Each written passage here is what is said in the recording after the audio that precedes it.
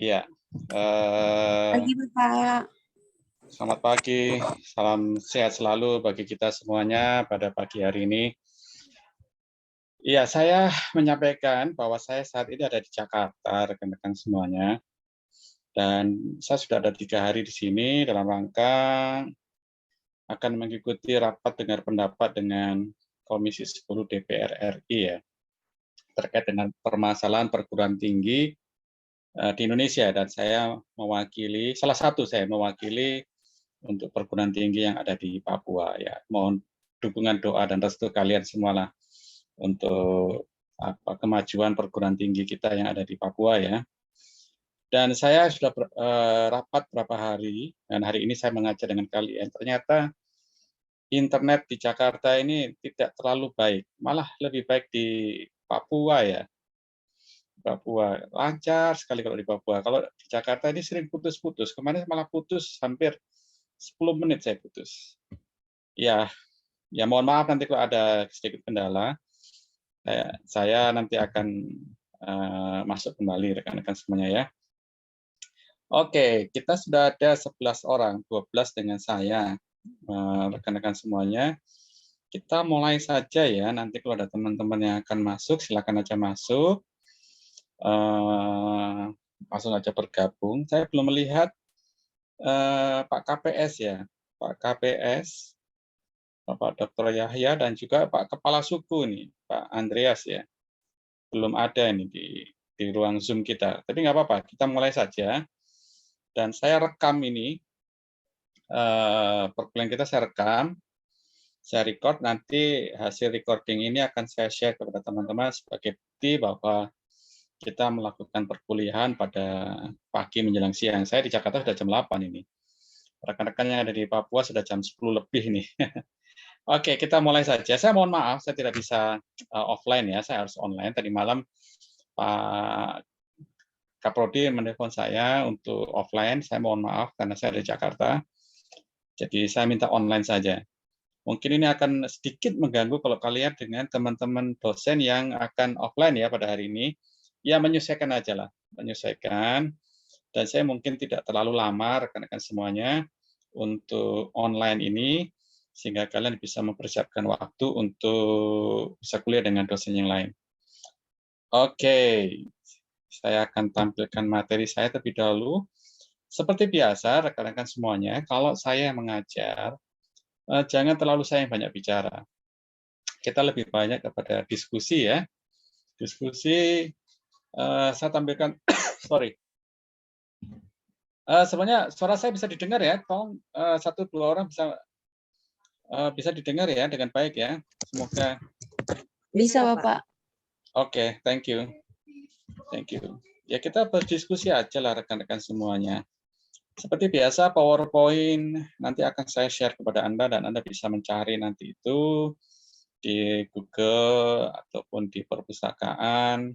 Dan nanti di akhir perkuliahan ini saya akan memberikan e-book kepada kalian. Tapi e-booknya nggak gratisan loh ya. Karena saya dapat e-book itu saya juga berbayar. Tapi untuk mahasiswa saya di kelas ini tidak perlu bayar.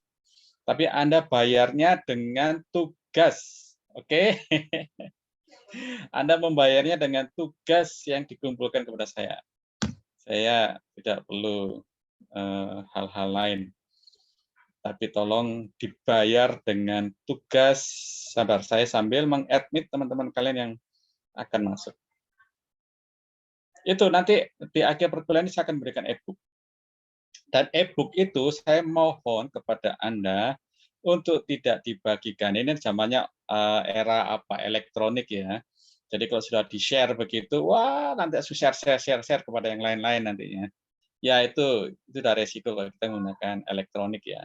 Tapi saya mohon buku itu untuk Anda sendiri, walaupun cuma 1 atau 2 e-book yang saya bagi kepada Anda, tapi sebagai asupan informasi kepada Anda, termasuk jurnal-jurnal saya bagi.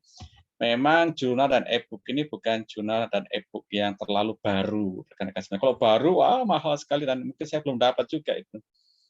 Tetapi walaupun tidak terlalu lama, tapi itu bisa Anda pelajari, rekan-rekan semuanya, dan menjadi bekal buat Anda nanti dalam menyusun tesis ya. Kan output kalian kan menulis tesis kan, bukan hanya gelar. Gelar is okay itu ya, gelarnya ya. Tapi yang paling penting adalah bagaimana Anda bisa mendapatkan sumber ilmu pengetahuan. Oke, nanti itu di penghujung, di akhir saya akan membagikan e-book. Seperti biasa, nanti e-book itu akan saya berikan kepada Pak Kepala Suku atau Pak Ketua Kelas, dan nanti Pak Ketua Kelas akan mendistribusikan kepada teman-teman yang lain. Oke, sekarang kita akan coba melihat slide yang ingin saya tampilkan kepada Anda semuanya. Oke, slide-nya seperti ini. Oke, memang topiknya adalah permintaan dan penawaran rekan-rekan semuanya ya. Tapi kita ini sudah S2. Maaf, slide saya bisa dilihat ya? Bisa, Bapak. Oke, thank you.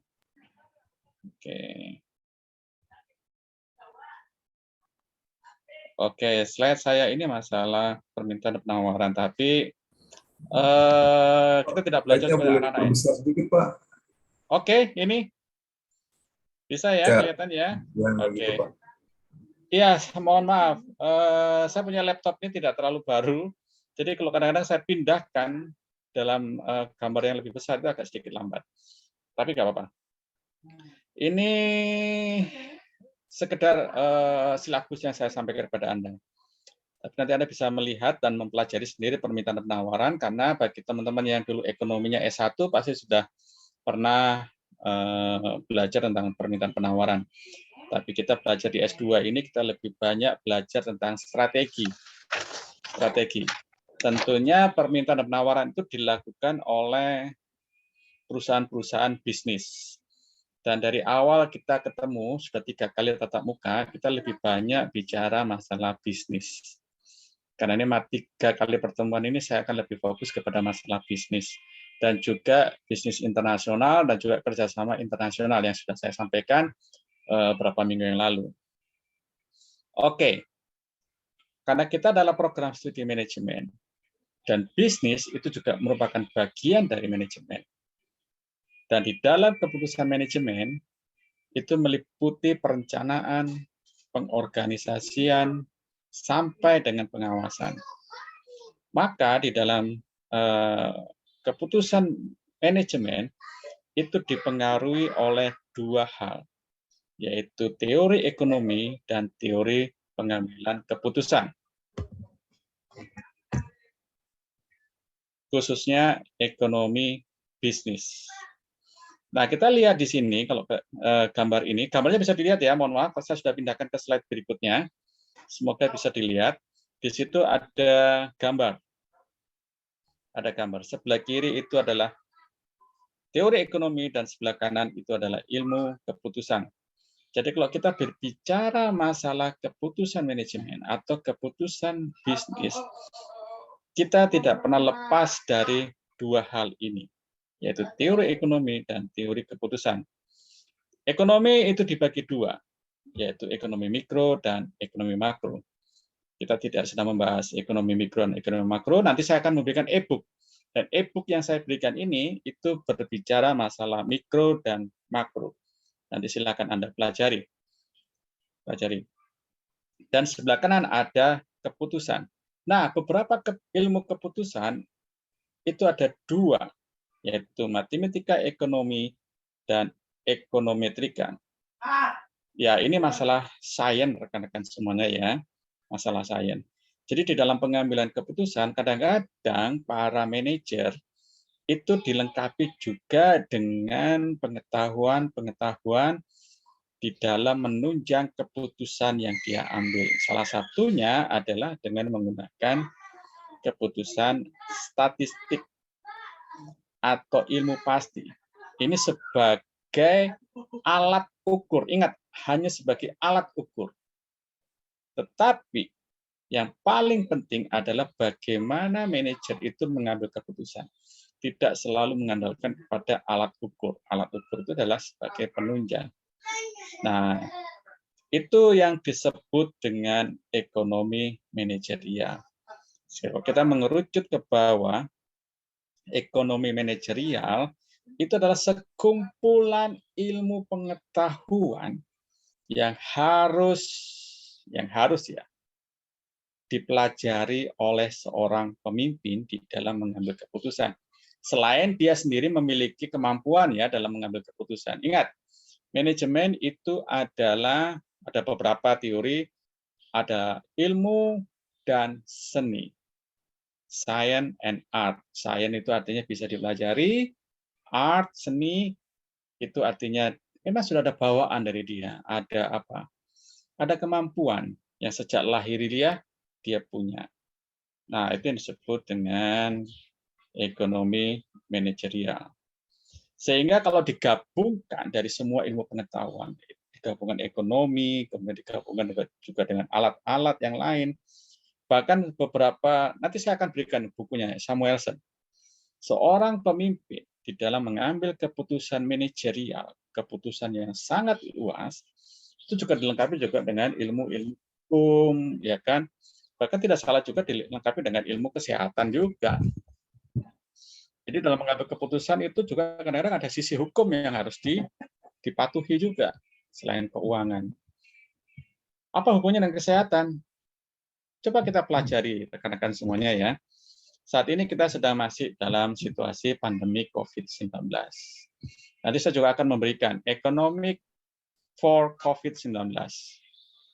Ya kan? Bagaimana seorang pemimpin mengambil keputusan-keputusan di tengah pandemi COVID-19, di tengah penyakit menular yang kemarin sangat meresahkan kehidupan manusia di muka bumi ini ya.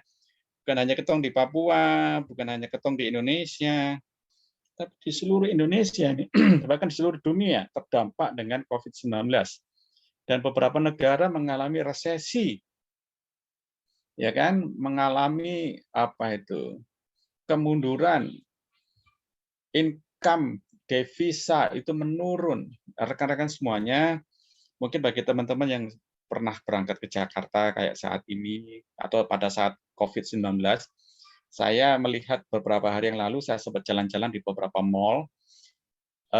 Rekan-rekan semuanya ini kita bercerita aja. Saya ini sejak COVID-19 saya belum pernah keluar dari Papua.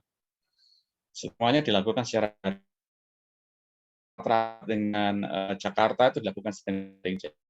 Saya tidak pernah ke Jakarta selama pandemi COVID-19. Nah, COVID-19 dari tahun berapa? 2020 ya. Saya baru keluar dari Papua ini baru-baru ini aja rekan-rekan semuanya. Baru-baru ini aja saya jalan ke Jakarta. Ya, banyak hal yang berubah. Nah, beberapa hari yang lalu saya jalan-jalan di beberapa mall. Yang dulu itu saya pernah datang. Nah, setelah saya lihat, mall itu sudah sepi, banyak sekali itu toko-toko pada tutup semuanya, kosong, ya kan? Ini semua terdampak oleh COVID-19. Pegawai kurang, income kurang, sehingga perusahaannya tutup, tokonya tutup. Nah, sebelum saya berangkat ke Jakarta, saya sempat singgah di Denpasar, Bali. Saya sempat jalan-jalan kemarin ke Denpasar, saya jalan-jalan di Kuta. Nah, sepanjang Kuta dulu sebelum COVID itu kan rame ya. Ramai, banyak pedagang-pedagang berjualan di pinggir-pinggir jalan itu. Waktu saya kemarin jalan di sepanjang Kuta, wah sepi sekali dan toko-toko itu tutup semuanya, tutup semuanya. Bagaimana kita bisa melihat dampak dari COVID-19? Nah, rekan-rekan semuanya, maka kita bisa belajar di dalam mengambil keputusan ekonomi, keputusan manajemen, keputusan bisnis, itu perlu dilengkapi dengan beberapa ilmu pengetahuan. Kita tidak perlu kuliah, tidak perlu kuliah kesehatan, kita tidak perlu kuliah hukum, cukup kita mempelajari, cukup kita juga berdiskusi dengan ahli-ahli di bidangnya, sehingga kita bisa melengkapi keputusan kita. Sehingga kalau kita lihat di gambar yang paling bawah, itu ada satu kotak. Yang paling bawah, di kotak itu menunjukkan kata-kata di situ, solusi optimal untuk masalah keputusan manajerial. Sehingga apa yang bisa kita pelajari di sini, kita bisa melihat dari gambar ini, bagaimana pentingnya sumber-sumber informasi yang perlu dilengkapi oleh seseorang untuk mengambil keputusan. Tentunya keputusan adalah keputusan manajerial, keputusan masalah ekonomi. Dan di sini diperlukan solusi yang optimal. Seperti itu rekan-rekan semuanya. Mari kita berdiskusi ya rekan-rekan semuanya ya. Kalau ada perlu kita diskusikan, kita diskusi. Dan nanti kalau saya nggak bisa jawab, ya saya minta teman-teman yang lain yang bisa menjawab. Oke, seperti itu. Oke, kita sekarang lihat slide yang berikutnya. Kita lihat di sini keputusan manajerial, karena kita bicara dari sisi manajemen, sisi ekonomi, dan salah satu yang kita pelajari khususnya untuk materi saya adalah sisi bisnis. Nah, kita lihat apa keputusan bisnis yang perlu dilakukan. Bisnis itu adalah sebuah organisasi, rekan-rekan semuanya ya. Perusahaan-perusahaan yang terjun di bidang bisnis itu adalah sebuah organisasi yang disebut dengan organisasi bisnis yang memproduksi atau menjual barang atau jasa untuk mendapatkan laba. Nah, coba kita kita bedah satu persatu dari rangkaian kata ini. Ada kata bisnis. Di sini disebutkan bahwa bisnis adalah sebuah organisasi. Ya, perusahaan-perusahaan yang ada yang kita lihat, atau Anda semuanya sedang melakukan bisnis saat ini, sedang melakukan bisnis. Anda sedang punya organisasi. Organisasi ini bisa dalam pribadi kita. Yang namanya wirausaha atau entrepreneur, itu adalah bisnis. Dan sebuah organisasi. Organisasi ini bisa pribadi kita. Kita mengambil keputusan, dan kita juga akan dilengkapi dengan orang-orang lain sebagai pendukung, ya kan? Ada salesman atau ada sales girl. Nah, kalau bicara sales girl ini kalau di Jawa sini kadang-kadang istilahnya agak miring sedikit ya. Tapi yang kita perlu di situ adalah seorang marketing. Nah, kita sudah mengerjakan beberapa orang. Ingat, manajemen itu definisinya adalah bekerja bersama 2-3 orang untuk mewujudkan tujuan tertentu. Maka bisnis itu adalah bagian daripada manajemen. Kita sedang bekerja bersama dengan orang lain untuk mewujudkan tujuan-tujuan tertentu. Tujuannya apa yang pertama dalam organisasi bisnis? Itu kita mau produksi. Setelah kita produksi barang kita, maka kita akan menjualnya.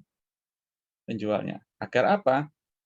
Agar mendapatkan keuntungan.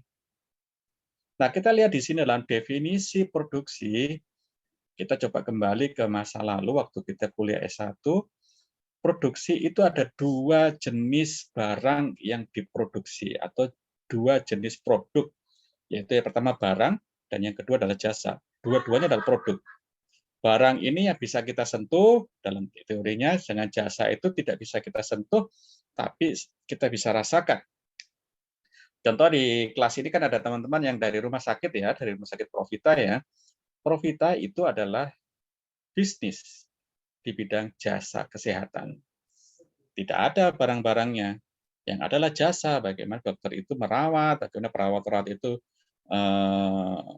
menjaga pasien sehingga pasien itu bisa sembuh. Produknya apa? Ya kesehatan itu, sembuh itu. Memang ada obat, yaitu itu produk barang, rekan-rekan semuanya ya. Obat sebagai pendukung agar pasien bisa sembuh. Ada juga produk-produk berupa barang, ya. Contoh paling gampang ini ya, otomotif.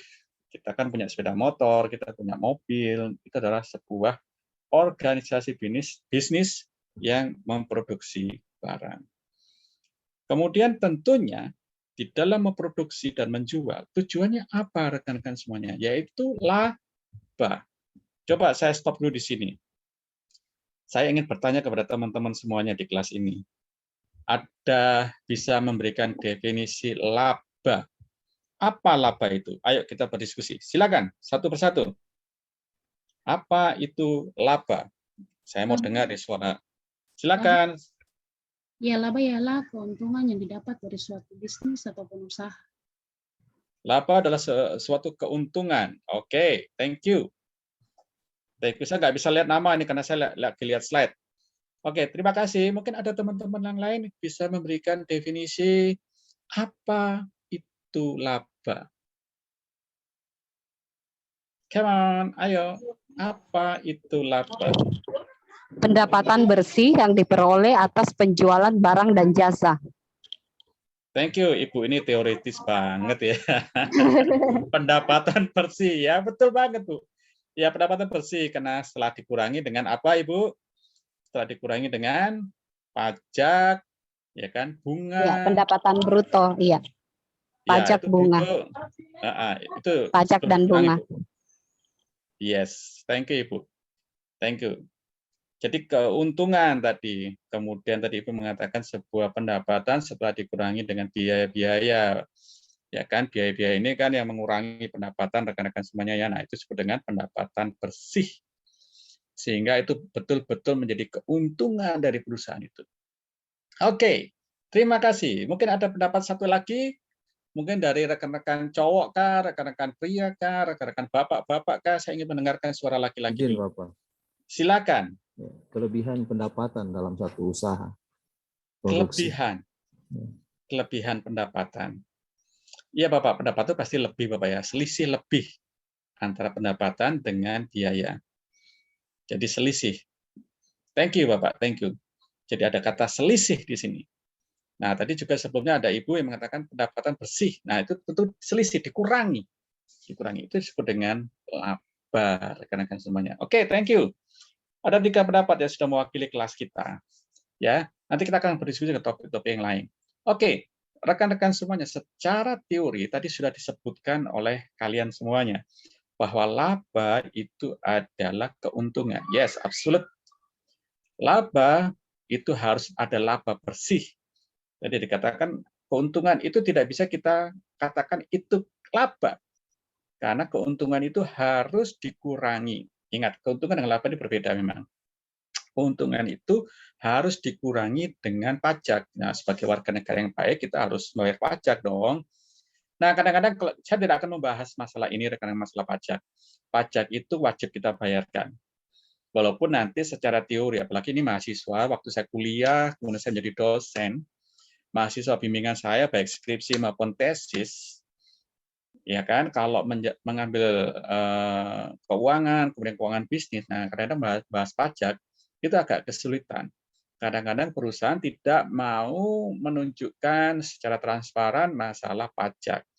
Karena banyak bermain di sini. Banyak bermain karena mengurangi pajak ya. Mengurangi pajak. Tapi pajak itu wajib dibayar sehingga akhirnya memunculkan namanya laba. Laba. Tax namanya EAT, earning after tax.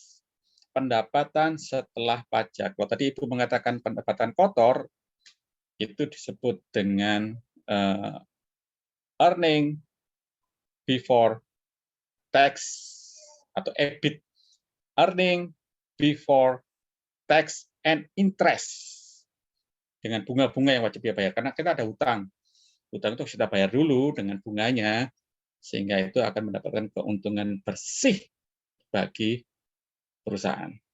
Tapi saya ingin menampilkan, saya tidak ada slide-nya, saya tidak sempat cari.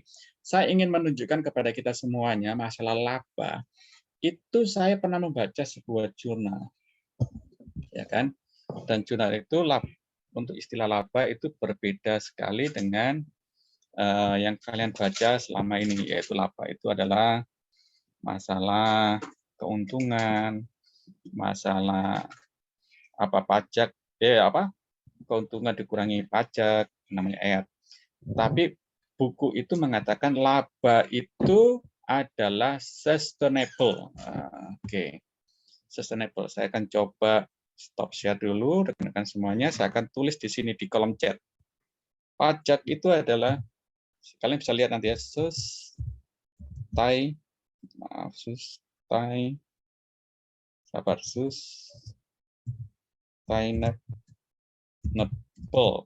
Semoga saya ini bahasa Inggris saya tidak salah menulisnya. Sustainable. Nah, sustainable. Mohon maaf yang jago bahasa Inggris kalau saya nulis kata salah. Sorry. Sustainable ini adalah kemampuan mempertahankan diri. Itu istilah harfiahnya. Kemampuan mempertahankan diri, sustainable. Nah, kalau digabungkan dengan bisnis, apa maksudnya dengan bisnis? Bahwa kita mendapatkan keuntungan itu adalah untuk keberlangsungan atau keberlanjutan dari perusahaan itu, rekan-rekan semuanya. Kalau tidak ada keuntungan atau loss atau pilot, maka perusahaannya kan tidak bisa bertahan hidup. Perusahaannya mati. Kenapa? Tidak ada asupan-asupan dalam tubuh organisasi bisnis. Gimana dia membayar pajak, bagaimana dia harus membayar karyawannya, ya kan? Bagaimana dia harus membayar listrik, air, dan lain-lain. Contoh paling gampang kalau kita jalan-jalan di Jakarta seperti saat ini, saya sedang ada di Jakarta dan saya memperhatikan dengan kasat mata saya sendiri, rekan-rekan semuanya, banyak toko-toko, banyak perusahaan-perusahaan yang tutup. Karena apa? Karena COVID-19 ini, di mana orang tidak boleh bekerja, orang tidak boleh bersentuhan langsung, ya kan, income berkurang, ya kan, tidak, dulu toko-toko itu menjual barang, barangnya tidak ada yang tidak ada yang beli, sementara karyawan juga harus dibayar. Kemudian kalau dia menyewa toko di ruko-ruko, di mal-mal, itu kan harus bayar. Tidak sanggup membayar. Akhirnya apa? Tidak dapat mempertahankan kelangsungan organisasi bisnisnya. Itu yang disebut dengan teori sustainable. Nah, jurnal cukup bagus, cuma jurnal itu saya harus cari dulu di mana. Dan ini memberikan gambaran kepada kita bagaimana pentingnya untuk memperoleh laba. Oke, laba itu keuntungan, laba itu bagaimana kita menumpuk kekayaan. Oke, itu benarlah teori itu. Tapi yang paling bagus teorinya adalah mengatakan laba itu adalah sustainable untuk mempertahankan kelangsungan hidup dari perusahaannya. Nah, ini kalau kalian punya organisasi bisnis, ya kan, kecil-kecilan, ya kan, coba terapkan teori ini. Jangan sampai kita tidak bisa bertahan. Nah, itu salah satu teori rekan-rekan semuanya ya. Oke, saya kembali ke slide lagi. Nah, ini teori yang tadi sudah Anda jelaskan. Tanpa disadari, tadi Anda mengungkapkan argumentasi Anda, ternyata dalam teori itu sudah ada semuanya. Jadi, prospek memperoleh laba yaitu selisih antara pendapatan dan pengeluaran bisnis yang mendorong orang untuk membuka dan memperluas bisnis. Nah, ini sudah tadi dijelaskan oleh rekan-rekan kalian semuanya ya. Jadi, laba itu adalah selisih atau pengurangan-pengurangan dari keuntungan. Oke, ini saya lewatkan rekan-rekan semuanya karena tadi kita sudah bahas. Dan kita masuk pada slide berikutnya. Laba mengimbali pemilik untuk mengambil risiko yang tercakup dalam menginvestasikan uang dan waktu mereka. Nah, ini ada istilah lain rekan-rekan dari laba. Laba ini memberikan kepada pemilik. Ya kan? Yang pertama, apakah laba itu pada tahun ini itu surplus atau minus? Minus. Istilah laba itu bisa minus, bisa surplus. Kalau kita mengambil keuangan, kalau perusahaan itu minus dalam 1 tahun, itu tidak bisa dikatakan perusahaan itu dalam kerugian besar. Karena apa? Mungkin usia dari perusahaan ini, contoh, saya berikan contoh aja. Kita tahu perusahaan Sampurna, rokok Sampurna, dia memperoleh keuntungan itu bertahun-tahun sampai keuntungnya miliaran rupiah. Miliaran rupiah. Kemudian pada tahun 2000-an, dia mengalami minus selama kurang lebih 5 tahun. 5 tahun. Tentunya, dalam kerugian selama 5 tahun, itu bukan berarti perusahaannya mengalami masalah. Karena apa? Dia sudah mendapatkan keuntungan sebelumnya. Nah, ini disebut tadi dengan sustainable. Sustainable. Jadi dia masih mampu mempertahankan kelangsungan hidup dari perusahaannya, walaupun selama 5 tahun dia mengalami kerugian. Nah, tentunya keputusan manajemen tidak memperbolehkan setiap tahun dia mengalami minus. Maka tahun ke-6, tahun ke-7 dia harus memperoleh keuntungan. Nah, ini yang kita lihat kontradiksi yang terjadi selama kurun waktu 2 tahun ya, sejak COVID-19 itu melanda manusia di muka bumi ini selama kurang lebih 2 tahun. Harap tahun ini kita sudah mulai melandai dan sudah mulai turun ya, dan akan hilang ini COVID-19. Nah, kita lihat selama 2 tahun ini. perusahaan-perusahaan.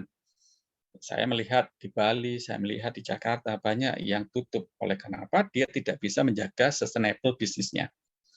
Karena terdampak COVID-19 yang begitu luar biasa. Nah, ini tidak memberikan keuntungan sedikit pun kepada pemilik perusahaan, sehingga dia mengambil keputusan untuk menutup usahanya. Nah, ini sebuah risiko yang terjadi, rekan-rekan semuanya. Risiko bisa terjadi kapan saja, baik dengan kesehatan.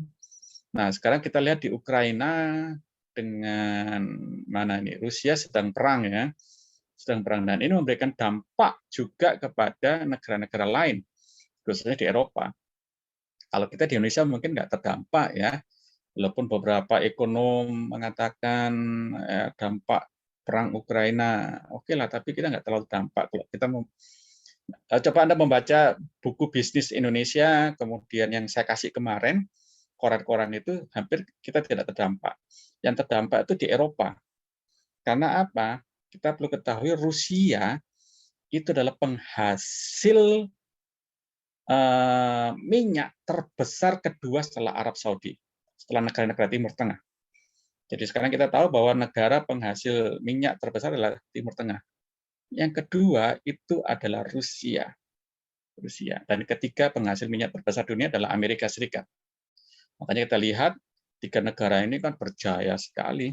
Rusia berani sekali perang karena apa? Keuntungannya besar sekali. Minyaknya itu besar.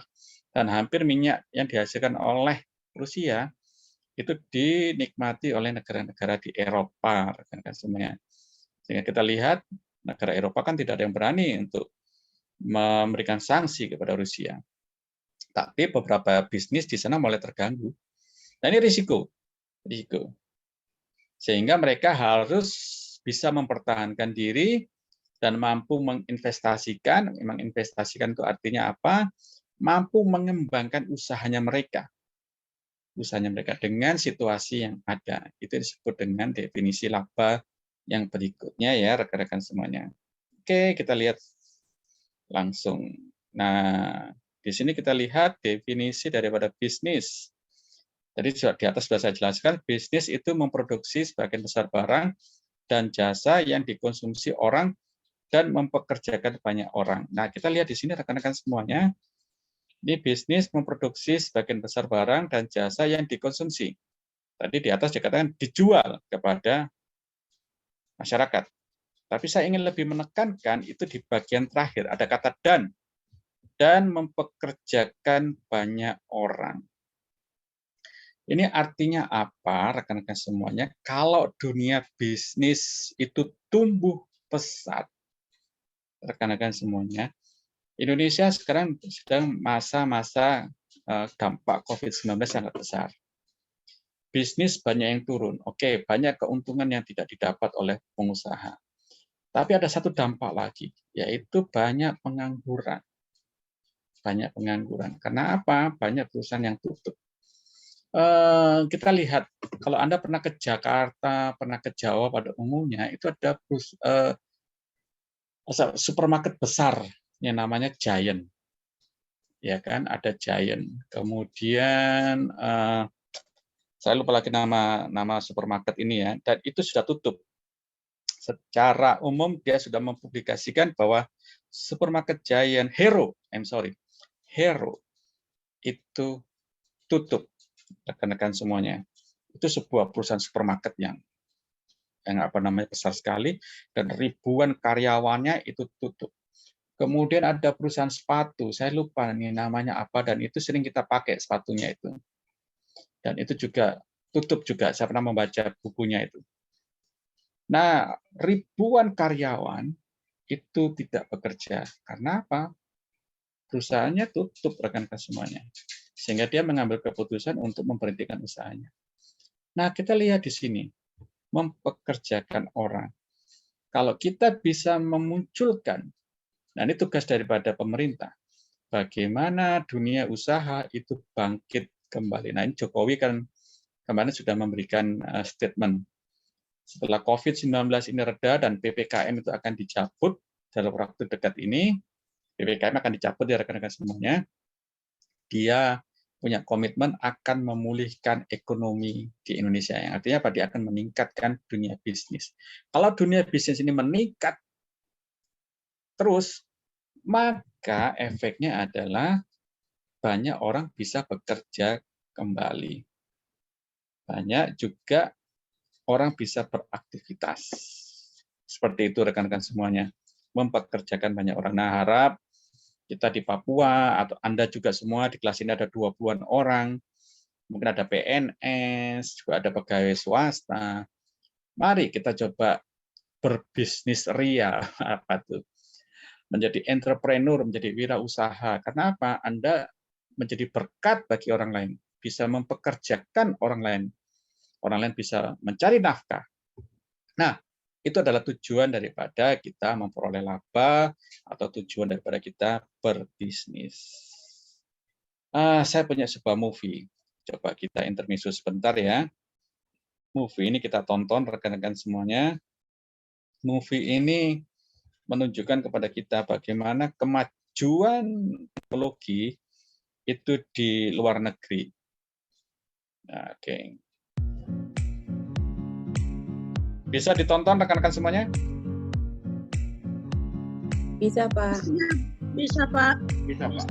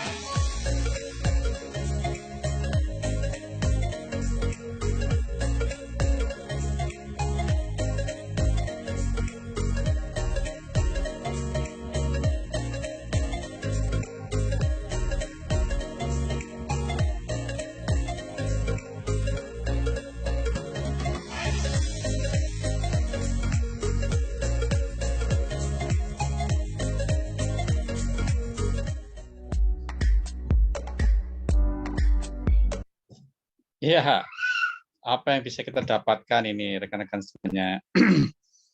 Apa yang bisa kita dapatkan dari cuplikan film tersebut? Apa yang bisa kita cermati? Kecanggihan teknologi transportasi ya, memang sangat canggih, Pak. Iya, ya Pak Kepala Suku hormat. Ya, Kecanggihan. ya, kecanggihan teknologi transportasi yang sangat nyaman, aman, Betul. dan tanpa menggunakan sopir, tapi dia bisa Yes, tanpa betul menggunakan sekali. driver, tapi dia bisa membaca titik-titik keselamatan dalam berlalu lintas juga. Iya, betul Pak Kepala Suku. Betul rekan-rekan semuanya. Itu sedang dikembangkan di Amerika Serikat, tapi di Korea Selatan itu sudah dilakukan. Amerika masih mengembangkan, Korea Selatan itu sudah apa namanya? Sudah diterapkan di sana. Jadi itu sebuah transportasi umum, taksi pada umumnya, tadi Pak Kepala Suku sudah mengatakan, Pak Andreas, tanpa supir. Tanpa supir. Jadi kayak Gojek atau Grab begitu rekan-rekan semuanya, kita pesan, kemudian nanti mobilnya datang tanpa ada supir. Jadi sudah dengan aplikasi semuanya. Dan kita lihat kecanggihan tersebut, bagaimana mobil itu bisa menjemput kita, kemudian menyapa kita, tadi ada kata Hai Lili gitu ya, menyapa kita, kemudian akan mengantar kita. Loh gimana di jalan bisa tabrakan ini? Ternyata dia punya teknologi yang dikembangkan sehingga bisa ada keselamatan ya, keselamatan seperti itu. Bagaimana dengan orang-orang yang disabilitas? Tadi sudah dijelaskan di dalam video tersebut.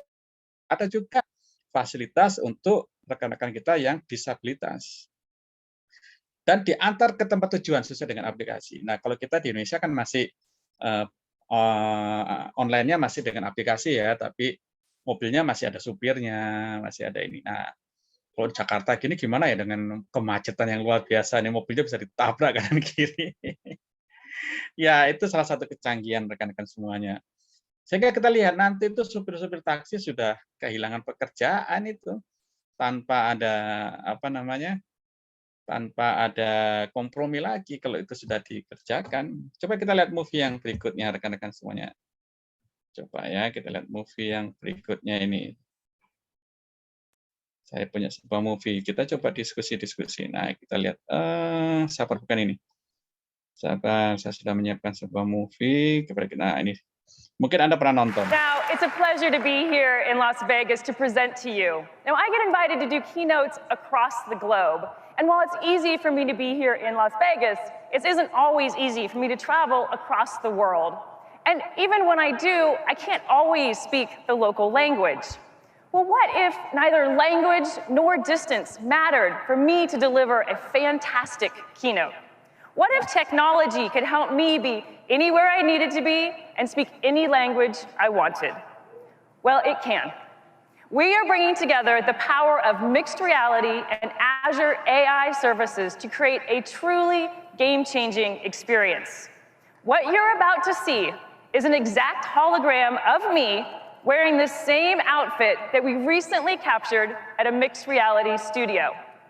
And I don't speak Japanese, but what if I wanted to deliver my keynote in Japanese? Using Azure AI technology, I can translate my English into Japanese and train it to sound exactly like me, the same voice tones, those same inflections. Now, we brought this together, my hologram and Azure AI, to show you what's possible. So first, I'm going to put on my HoloLens 2 here, and then we'll flip in the room to the special camera so you can see exactly what I'm seeing. Let's get started. First, let me introduce you to Mini-Me. There she is, my perfect holograph. And thanks to the power of HoloLens 2, she just floats right with me. I'm literally holding my hologram, so natural. Now she's a little small to do a keynote. So let's get her up so she can do full-size Japanese keynote. Render keynote.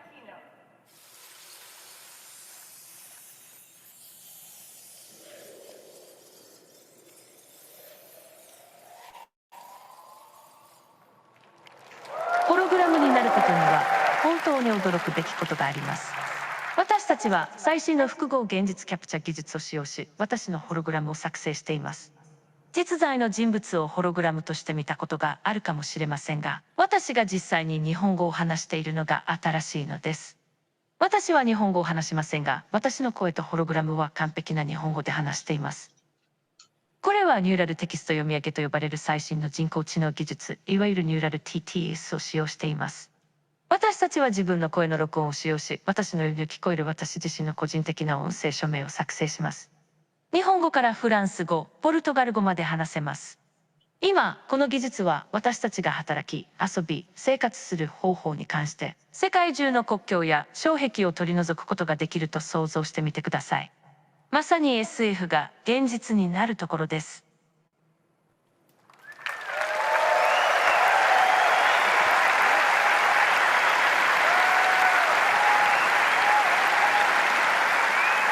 As you can see, this is mind-blowing technology. And what you just saw was my life-size hologram, my exact replica, rendered here in real time, speaking Japanese with my unique voice signature. To do this, we use mixed reality technology to create my hologram and render it here live. Then we use Azure speech-to-text capability and English transcription to get my speech. Then use Azure Translate to get the speech into Japanese, and finally applied neural text-to-speech technology so it sounded exactly like me, just speaking Japanese. And the most amazing part? All of these technologies exist today. The future is here. Iya. Oke. Apa yang bisa kita pelajari rekan-rekan semuanya dari video singkat ini? Apa yang bisa kita pelajari? Ini tantangan buat kita semuanya ini. Come on. Walaupun nggak ada terjemahannya, tapi kan Anda bisa menangkap arti secara keseluruhan dari short video tersebut atau video singkat tersebut. Apa yang bisa kita dapat rekan-rekan semuanya? Ayo. Suatu kemajuan teknologi yang digunakan dengan alat yang bisa mentranslate bahasa dari bahasa Inggris ke bahasa Jepang untuk bisa dijelaskan kepada masyarakat ataupun mereka yang seperti itu. Yes, itu sebuah alat translator rekan-rekan semuanya ya. Tadi Ibu Anggarita translator. Kita selama ini kalau mentranslate itu dari apa? Google ya, Google Translate atau ada apa itu namanya sebuah alat software membantu kita menerjemahkan. Waktu saya kuliah S2, S3 itu alat itu software tersebut terkenal sekali. Saya udah lupa tuh softwarenya apa itu ya. Apalah pokoknya. Jadi kita tinggal masukkan paper kita, nanti dia akan translate. Tapi masih kerja setengah mati sekali. Kenapa? Translate-nya kan sembarangan gitu. Nah, sekarang sudah ada aplikasi di Google Play itu ya, Google Store Play Store itu ya untuk terjemahan itu. Apa yang bisa kita dapatkan lagi rekan-rekan semuanya? Tadi kalau di belakang itu ada AI. AI itu adalah singkatan rekan-rekan semuanya, singkatan dari Artificial Intelligence ya, kecerdasan buatan. Kecerdasan buatan. Jadi nanti ke depan, ya saya tidak pesimis, tetap optimis ya. Ini ada informasi Ibu One, mungkin Ibu One tadi sempat keluar ya, One Gwijanggi. Rekan-rekan yang sastra Inggris, sastra Jerman, sastra Jepang, dulu tuh wah laku banget ya karena butuh penterjemah ya, penterjemah translator. Tapi dengan adanya teknologi seperti ini menjadi tantangan bagi kita semuanya translator tersebut. Karena dari AI tersebut, artificial intelligence tersebut, kecerdasan buatan. Kita lihat tadi bagaimana orang itu berbicara dalam bahasa Inggris, kemudian diterjemahkan dalam bahasa Jepang, dalam bentuk tubuh seperti orang tersebut. Sepertinya kayak film khayal gitu ya. Tapi ini kenyataan rekan-rekan semuanya. Jadi ada visualnya juga, visualnya. Saya nggak tahu itu dijual berapa harganya ya, pasti mahal banget. Yang mahalnya itu ya penciptanya itu, dia punya royalti, wah setiap tahun dia dapat ratusan juta itu. Nah kita lihat sekarang rekan-rekan semuanya, bagi kita sebagai pengambil keputusan dalam dunia bisnis, tidak ada tantangan lagi. Kalau kita berbisnis dengan orang luar negeri, sudah ada fasilitas-fasilitas yang diberikan. Nah ini menjadi tantangan bagi kita semuanya, rekan-rekan semuanya ya. Tidak terasa ya, kita sudah mau 1 jam ya. Oke, saya coba ke slide kita yang berikutnya, rekan-rekan semuanya. Secepatnya aja mungkin. Ya, ini masalah bisa dilihat ya, rekan-rekan semuanya ya, slide saya ini ada kata revolusi industri warna merah. Bisa, Bapak. Bisa Oke, revolusi industri. Nah, bisnis ini sangat tumbuh sejak abad ke-18, rekan-rekan semuanya. Abad ke-18. Nah, itu dimulai dari Amerika, kemudian revolusi industri di Eropa, kemudian abad ke-20 itu setelah Perang Dunia Kedua itu Jepang itu selain dengan kecanggihannya dia coba menguasai dunia sehingga ada Perang Dunia Kedua. Kita melewati beberapa revolusi industri, walaupun memang dibarengi juga dengan peperangan rekan-rekan semuanya. Tapi biasanya setelah kita perang begitu ada sebuah gejolak ekonomi yang sangat besar. Jadi kalau kita lihat sekarang ada Rusia dengan Ukraina, oke. Orang mengatakan ada perang dunia ketiga, tapi biasanya nanti setelah selesai perang itu ada kemajuan teknologi yang selalu disertai rekan-rekan semuanya ya. Nah, itu sangat ketat sekali. Sangat pesat juga. Nah, makanya jangan heran nanti kalau kita setelah pasca perang antara Ukraina dan Rusia, nah ada juga perang dingin sekarang ini antara Cina dengan Amerika, ya, dengan dunia bisnisnya mereka, pasti akan memunculkan pertumbuhan ekonomi yang sangat pesat. Nah, tapi yang paling penting sekarang ini, tadi teori dari laba itu adalah sustainable. Bagaimana kita bisa mempertahankan keberlangsungan dunia bisnis kita. Nah, ada orang Cina. Kenapa Cina itu bisa tumbuh pesat bisnisnya, rekan-rekan semuanya?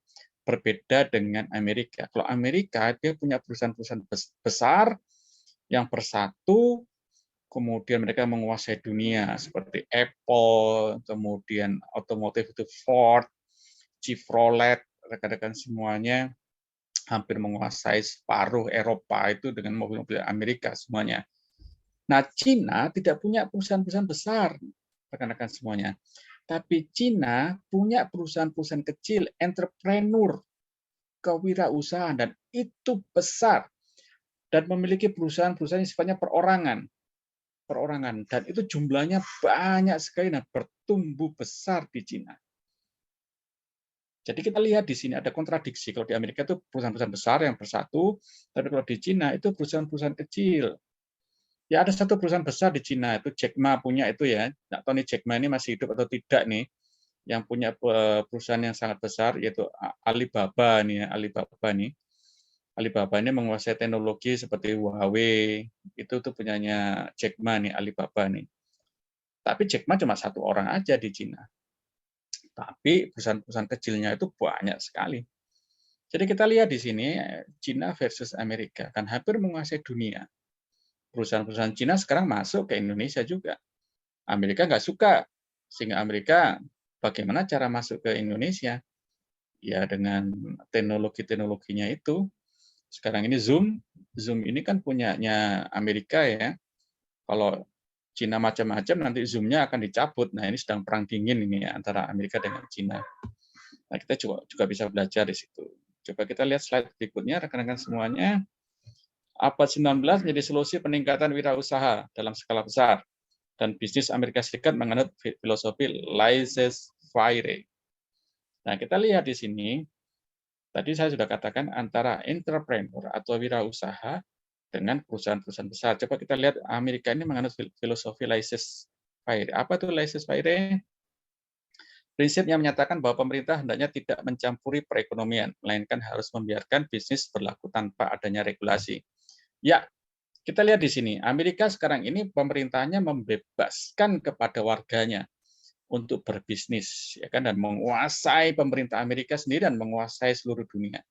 Makanya di sini di Amerika pemerintahnya itu pegawai negerinya, PNS-nya itu kecil banget. Saya punya saudara di Amerika dan dia PNS, salah satu PNS di Amerika. PNS di Amerika itu nggak sampai 50.000 orang untuk seluruh Amerika. Karena Amerika itu federal, negara bagian, satu negara bagian itu PNS-nya tidak sampai dengan 1.000 orang. Lebih banyak mereka menjadi polisi dan tentara, army di sana. Itu lebih banyak. Makanya di sana mengenal dengan wajib militer. Itu negara bayar mahal sekali. Negara bayar, polisi dibayar mahal di Amerika sana. Nah, berbeda dengan kita di Indonesia, orang mau jadi PNS itu sangat besar sekali dan animonya sangat besar. Bahkan PNS di Indonesia itu saya lupa data terakhir ya, itu hampir 50 juta ya data PNS, mungkin lebih sedikit. Ya hampir 1/4 dari penduduk Indonesia. Wirausaha kita dalam buku ekonomi manajerial dikatakan sebuah negara itu kalau dikatakan maju jika 2% dari penduduknya itu adalah wirausaha. Sekarang sudah enggak. Ada sebuah jurnal mengatakan bahwa paling enggak itu antara 5-10% jumlah penduduk dalam suatu negara itu harus pengusaha atau harus wirausaha. Nah, coba kita bandingkan antara Indonesia dengan Singapura. Indonesia ini jumlah wirausahanya itu masih sekitar 1,2%. Di Singapura jumlah pengusaha atau wirausahanya itu sudah sampai dengan 45%, melebihi dari teori rekan-rekan semuanya. Tapi coba kita bandingkan, walaupun Indonesia punya 1,2%, Indonesia punya Gojek, punya Grab. Saya pernah cerita ya minggu lalu ya, Indonesia punya Bukalapak, punya Shopee, dan omsetnya itu miliaran, bahkan hampir triliunan. Dan dia punya usaha, itu menguasai Asia Tenggara. Kita baru hanya punya sedikit aja, itu sudah menguasai Asia Tenggara. Bayangkan kalau kita lebih dari 5% pengusaha kita. Wah, Indonesia ini akan jaya raya. Makanya Jokowi atau presiden kita, dia sangat optimis pada saat Indonesia emas nanti di tahun 2040, kita ini akan menjadi macan Asia. Macan Asia. Ya, tapi kita harus belajar banyak, rekan-rekan semuanya. Semoga Anda semuanya yang sedang kuliah saat ini, Anda bisa mewujudkan Indonesia emas nanti. Indonesia emas itu bukan hanya orang Jawa, orang Sumatera, orang Kalimantan, ya orang Sulawesi, tapi juga orang Papua juga harus mewujudkan Indonesia emas. Nah, kita lihat di sini perang dingin antara Amerika dengan Cina yang sekarang ini sedang hangat-hangatnya. Oke.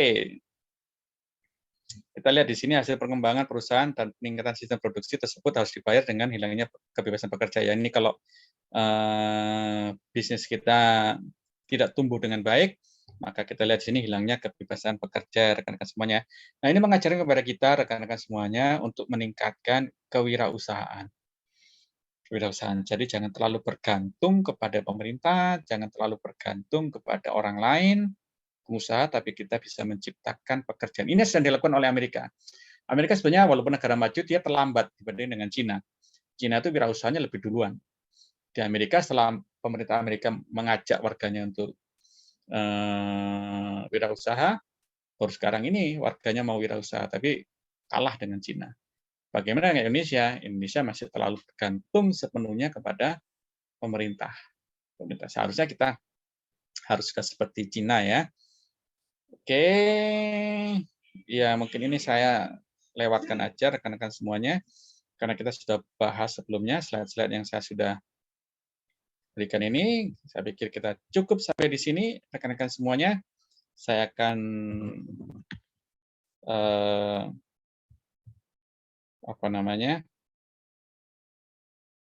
sabar, ini ada informasi apa dari Ibu One ini minta izin karena gangguan dari jaringan internetnya ya. Oke, nggak apa-apa. Kita Apa? memang Itu Pak One. Ya. Oh, Pak One ya. Oke, nggak apa-apa. Nanti ini saya rekam, Pak Kepala Suku, Pak Andreas. Saya ada rekam, nanti bisa di-share. Bisa di-share kepada teman-teman semuanya. Terima Ya. kasih. Siap. Oh, Pak One, sorry. Saya pikir tadi Ibu, jadi I'm sorry so much. Saya tidak lihat gambar dengan baik. Jadi, Pak One, nanti ada rekaman, Pak One, nanti saya kirim, nanti bisa dipelajari kembali. Terima kasih, Oke. Pak. Ya, sama-sama. Ada sebuah e-book, rekan-rekan semuanya. Ini saya saya share kepada Anda semuanya. E-book. E-book ini e-book yang saya sudah buka. Ini membahas masalah ekonomi manajerial. Saya akan naik ke atas terlebih dahulu. Ini jauh sekali. Ya. E-book ekonomi mikro atau ekonomi makro, rekan-rekan semuanya. Di dalamnya nanti itu ada masalah ekonomi manajerial. Jumlah halamannya ada 102, rekan-rekan semuanya. 102. Oh, sorry. Kemudian nanti itu ada buku lagi, tapi ini bahasa kita sehari-hari, rekan-rekan semuanya ya. Bahasa kita sehari-hari. Bahasa Inggris, tapi nggak apa-apa lah. Coba kita lihat, nah ini Global Economic Effect, dampak ekonomi global dari COVID-19. Nah, tentunya ini memberikan dampak kepada pertumbuhan. Nah, tadi salah satu slide atau beberapa slide yang saya sampaikan kepada Anda semuanya, itu saya ambil, saya cuplik dari buku ini. Nah, ini nanti saya akan berikan kepada Anda semuanya sebagai asupan informasi. Jangan pernah patah semangat, walaupun ini bahasa asing, rekan-rekan semuanya, tapi paling enggak sumber informasi ini harus diterima oleh mahasiswa saya, agar mahasiswa saya itu memiliki informasi yang luas. Nah, tadi teori kita adalah pengambilan keputusan. Jadi kalau dalam mengambil keputusan, kita tidak didasarkan kepada perasaan kita, tapi didasarkan kepada alat-alat ukur dalam mengambil keputusan. Tadi salah satunya dalam matematika. Salah satunya juga dalam masalah teori ekonomi. Dan juga teori-teori yang lain sebagai pendukung. Termasuk kita di ekonomi dan dunia bisnis. kita juga harus memahami ilmu kesehatan, khususnya COVID-19 yang masih melanda kita saat ini. Saya tidak tahu kapan PPKM ini akan dicabut oleh pemerintah, apakah masih berlanjut untuk semester berikutnya. Kita masih tanda tanya, karena dunia ini sedang bergejolak. Ini ada info baru, penyakit yang baru ya, hepatitis. Ya. Aduh, apalagi ini ya, hepatitis lagi, mau apa lagi. Tapi yang paling penting, kita hati-hati, kita menjaga kesehatan, juga harus tetap jalan, kuliah tetap juga harus belajar, tetap jalan, belajar juga tetap harus jalan terus. Rekan-rekan semuanya. Ini saya akan berikan. Nanti Pak Ketua kelas, saya akan memberikan 3. Yang pertama nanti link perkuliahan kita ini, saya akan berikan kepada Pak Ketua kelas. Yang kedua, saya akan berikan 2 buku. Nah, tadi saya bilang di awal, harus dibayar. Karena saya dapatnya juga saya berbayar, tapi berbayarnya Anda tidak sama dengan berbayar saya. Saya nggak perlu sebutkan saya membayar bagaimana, tapi Anda harus membayar mahal kepada saya. Bayarnya apa? Tugas yang harus diberikan kepada saya. Tolong bikin rangkuman. Ya. Ini Ibu Elizabeth ini dari tampak gambar sudah ketawa-ketawa, ini tugasnya apa lagi nih? Ya, tugasnya Anda membuat rangkuman dari 2 buku ini. Rekan-rekan semuanya, jumlah halaman saya tidak tentukan, silakan Anda mengetik, ya kan. Yang penting Anda bisa memberikan sebuah resume kepada saya, ringkasan kepada saya tentang kedua buku ini. Kapan dikumpulkannya? Mungkin saya nanti akan berbicara dengan Pak Kaprodi, Pak Dr. Yahya. Mungkin ini sebagai ujian akhir semester dari saya. Ujian akhir semester. Jadi nanti kalau dikumpulkan kapan? Dikumpulkannya bisa nanti pada saat ujian akhir semester. Tapi biasanya kelas ini hebat-hebat ya.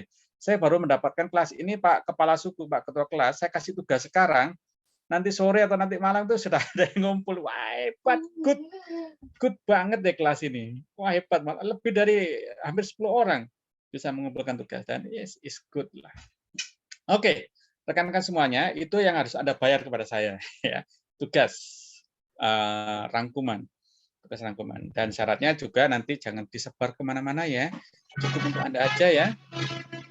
Ya Pak Kepala Suku ya. Siap Bapak, siap. Saya share kedua buku ini kepada Pak Andreas sebagai ketua kelas Anda, nanti Pak Andreas yang akan atur. Silakan, yang penting tidak boleh menyontek ya hasil karya orang lain ya.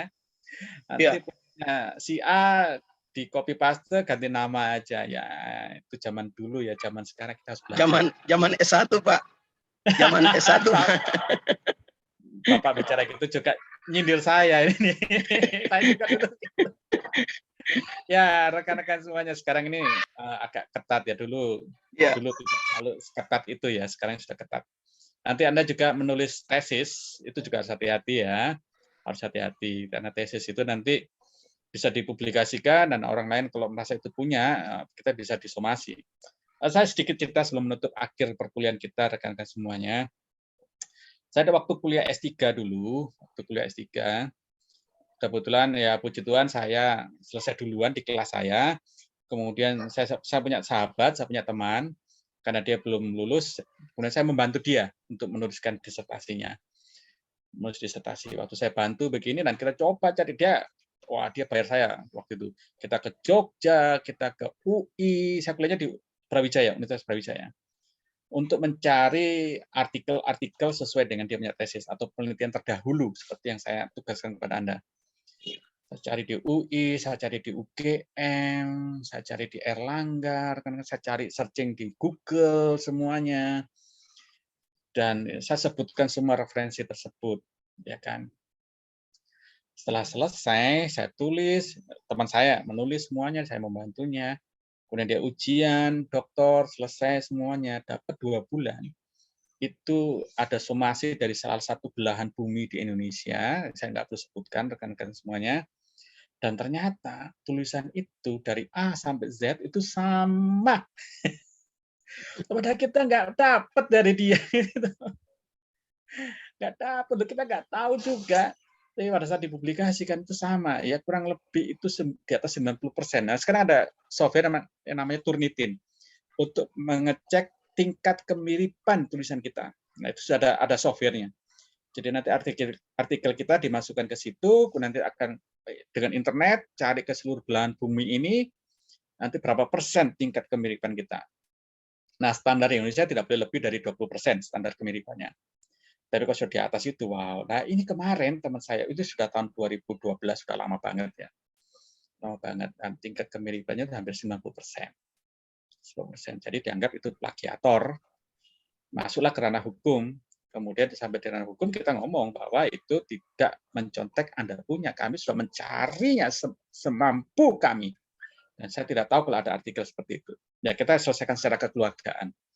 Nah, ini saya memberikan gambaran kepada kita untuk kita nanti menulis sebuah karya ilmiah, apalagi di hadapan Anda nanti, itu kan tesis ya. Tolong hindari plagiarisme atau plagiat. Hati-hati. Hati-hati. Pokoknya hati-hati deh. Hati-hatilah. Saya yakin Anda semua punya kemampuan yang luar biasa. Saya punya keyakinan itu. Oke. Ada pertanyaan rekan-rekan semuanya? Tentang perkuliahan kita pada pagi tadi sampai siang hari ini, rekan-rekan semuanya. Ibu Elizabeth, silakan mengangkat tangan. Selamat siang, Pak John. Siang Ibu. Ya, silakan. Bapak salah satu dosen favorit saya di Pasca. Thank you. Ya, saya kepala besar, Bu, akhirnya. Kemarin sempat dapat telepon dari Pak Victor, Bapak Victor Patiasina. Oh ya, yes. Beliau sampaikan kalau beliau ratingnya Bapak dulu waktu di Brawijaya. Betul Jadi, sekali, ya. Iya, kebetulan kan Pak Victor itu dosen pembimbing waktu S1 kemarin. Jadi, Pak Victor bilang, ya Pak John tuh top, markotnya bla bla bla bla. Ya, saya bilang, iya Pak, memang betul, terak kosong memang mantap. Terus, oke. Ini honest loh ya Pak, nggak ada maksud lain. Karena memang saya merasakan mendapat ilmu seperti itu dari pertemuan-pertemuan sebelumnya. Terus hari ini kan Bapak kasih kita tugas lagi nih. Ini agak berat kayaknya kan. Rangkum dari 2 buku.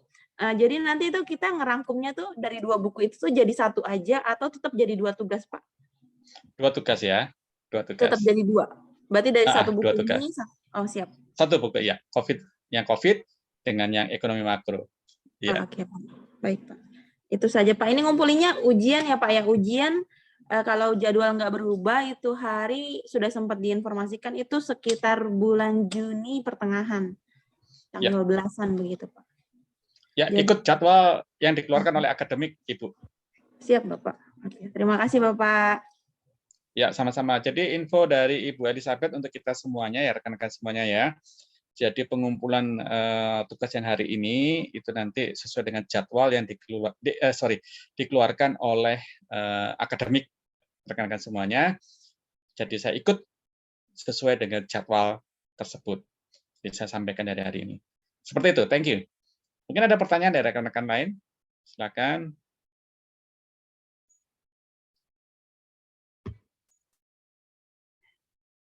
Kalau tidak ada, rekan-rekan semuanya, oke. Pertemuan kita sampai di sini. Nanti kita akan ketemu lagi pada kesempatan yang lain atau mata kuliah yang lain. Rekan-rekan semuanya, saya hanya menyarankan kita menjaga kesehatan agar kita bisa menyelesaikan perkuliahan kita ini dengan baik. Oke, sebelum kita menutup, coba munculkan kembali gambar Anda. Saya akan mengambil foto kita semuanya agar nanti Pak KPS percaya bahwa kita ini kuliah, belum ada rekaman nantinya. Silakan. Iya. Dari 2 tugas itu kan yang satu terkait COVID lebih banyak dalam bahasa Inggris ya? Ya sebisanya aja Bu. Yang penting Ibu mendapatkan informasi apa dari buku tersebut. Ya kan? Harus diringkas dalam bahasa Inggris lagi. Nggak usah, pakai bahasa Indonesia aja lah, jangan bahasa Inggris. Aduh, nanti saya malah susah lagi bacanya. Rambut sudah mulai habis ini Bu. Ya, biasanya dulu waktu saya kuliah, itu saya kerjasama, khususnya untuk bahasa Inggris. Saya harus kerjasama dengan teman-teman yang lain. Saya harus kerjasama, ini artinya apa, begitu toh. Tapi yang pasti nanti tolong tuangkan dalam bentuk tulisan itu sesuai dengan ya pemahaman kita lah. Boleh kita kerjasama, ya kan, walaupun itu bukunya bahasa Indonesia, boleh kerjasama. Tapi dalam menuangkan gagasan di tulisan, di kertas kita, atau di komputer kita, itu sesuai dengan pemahaman kita. Ya kan? Pasti bahasanya beda lah, bahasanya beda. Nggak apa-apa, kerjasama dengan teman-teman silakan. Ya, ini saya hanya membangkitkan wawasan kita semuanya. Wawasan. Siap, Bapak. Terima kasih, Ibu Angga Nita. Thank you. Ya, sebelum kita foto, mungkin ada satu lagi. Ada satu lagi. Aduh, ada yang keluar nih. Ayo kita cepat-cepat foto deh. Sebelum nanti ini kita berkurang lagi. Oke, kita ambil foto rekan-rekan semuanya. Tolong Ibu Yolanda Muabuai bisa menunjukkan gambarnya dulu. Saya akan mengambil foto kita bersama sebelum ini satu persatu. Tadi 2 sudah hilang ya. Sayang banget. Oke. 1, 2, 3. Oke. Ini yang berikutnya ntar saya simpan dulu. Oke, sekarang dengan kita punya gaya-gaya deh. Apa gayanya bagaimana? 1, 2, 3. Oke. Thank you so much. Rekan-rekan semuanya, terima kasih banyak. Makasih banyak, Salam Pak. sehat selalu. Terima kasih, Bapak. Bapak, Ibu. Iya. Saya mohon Terima kasih maaf banyak, jika Pak. ada salah-salah kata dalam perkuliahan.